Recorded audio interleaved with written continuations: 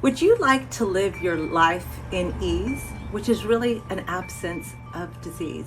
There's so much misinformation out in the media that you don't hardly know what to believe, and mixed in with your own belief systems about health, diet, and nutrition, it makes you feel so confused.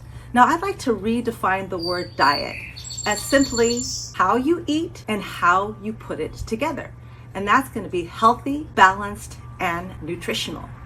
Now, so many of my patients, it's important for them to understand that what they have going on in their mind is an internal reflection of the biochemistry that they have. And often in a nutritional session, I end up doing more psychology work than I do nutrition, because at the base, we really need to see how a patient is entertaining the narrative in their mind. And I love this quote from Peter Crone. It's so deep.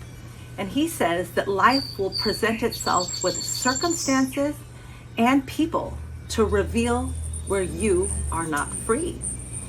So ask yourself some simple questions to reveal if you're not free. For example, ask yourself, the life that I live and what I have created, how do I feel about it at the deepest core level? Do I think that life is happening for me or to me?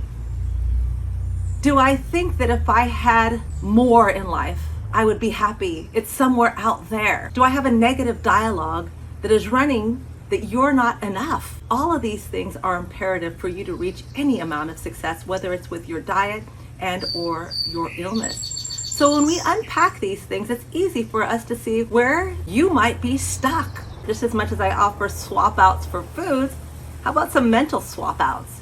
So how about the idea that you are only responsible for yourself? You can only eat and think and do for yourself. Now, if you have an investment in a desired outcome, if you give somebody advice and they don't take it, what happens? You're the one that feels bad. So again, we can give advice, but without the intention that it should go our way. Now, at the same time, happiness is not circumstantial. It's not somewhere out there.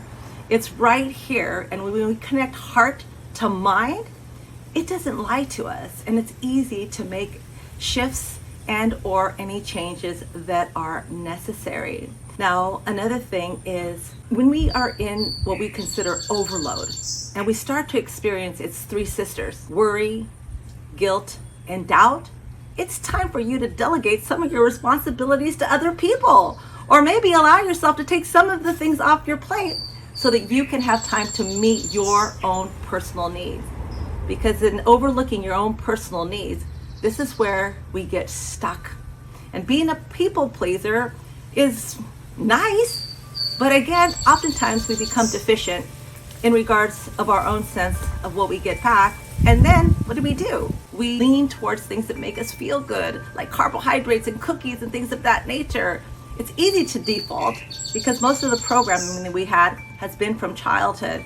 And we don't know how other people were treated, cared for. So we maladapt oftentimes and use food as our drug of choice, unfortunately.